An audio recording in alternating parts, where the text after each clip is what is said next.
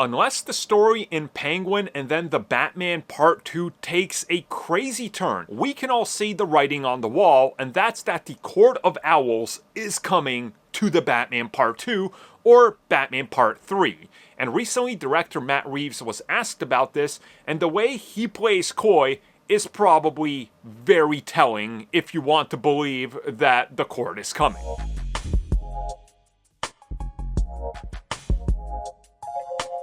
So this comes at us from Matt Reeves, who was involved in a round table interview, you can call it that, with people involved with the Penguin, what they're doing with the series, and building up the Batman Part 2. And, well, they talk about the overarching plot and the mystery that's still there from the Batman, and how they're leaning into some new alternative history for Batman in the Penguin. And Matt Reeves quickly tries to sidestep it by saying, I can't comment on that right now, so we'll get back to that in due time. And then they kind of just keep talking about it and talking about how they changed Oswald Cobblepot's name to Oswald Cobb.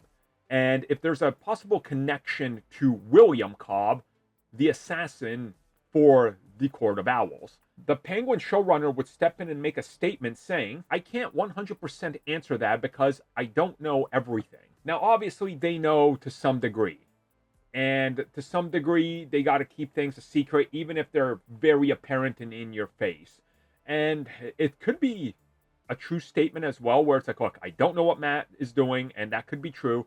But I'm leaning in on the whole side of they know what's going on. Because remember, it's the same creative team that recently talked about the fact that they're making another spin-off series that's probably coming after the Batman Part 2.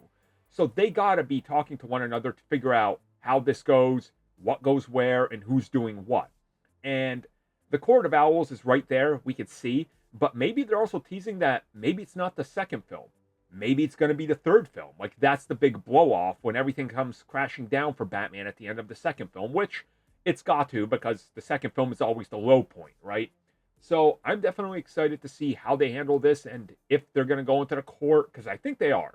It just seems natural, but we don't know how fast and we don't know when they're actually going to get to it.